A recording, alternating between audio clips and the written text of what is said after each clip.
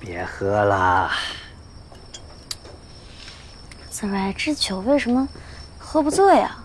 这里面装的都是果子露，怎么可能喝醉呢？再说了，韩少君交代过，不让你喝酒，喝酒伤身体。这韩硕为什么事事都要管着我？那，这位姑娘，在为何事发愁啊？你搞这干什么？我又不是小孩子。向你赔罪。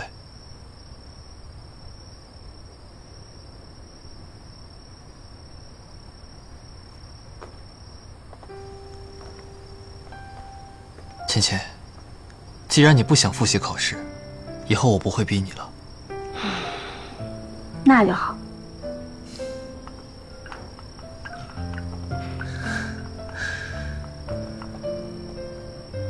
干什么？你不觉得有一个人偶特别像你吗？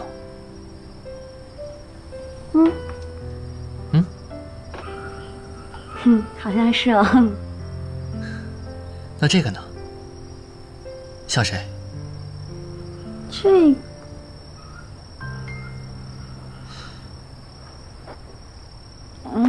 哎，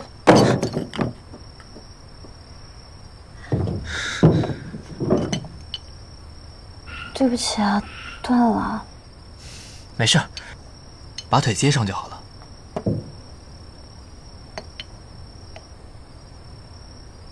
接不上了，都怪我。一个人偶而已，为什么这么伤心啊？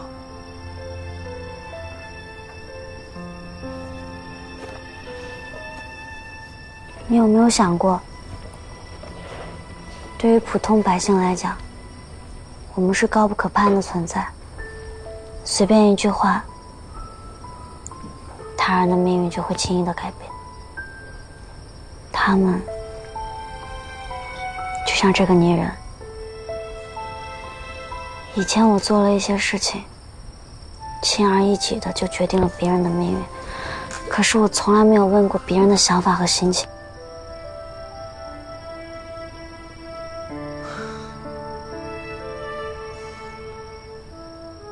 自从我诊出心疾，方便天下名医，都说我活不过20岁。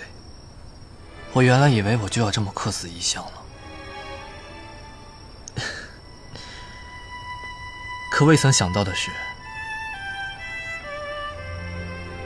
你出现了。是你为我求来龙骨，治愈心疾。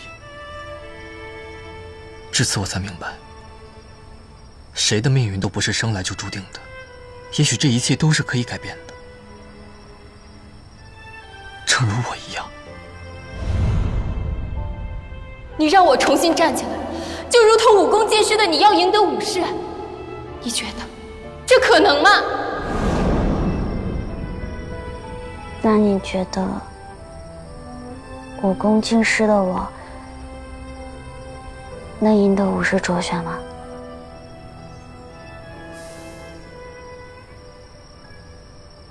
不知林七小姐找下官出来所谓何事？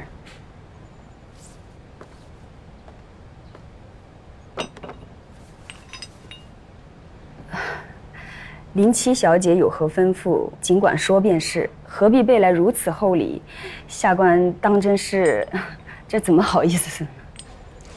你听好了，我要你在午考之时，不管如何的排位对阵，只要让陈芊芊与我比试。三公主，这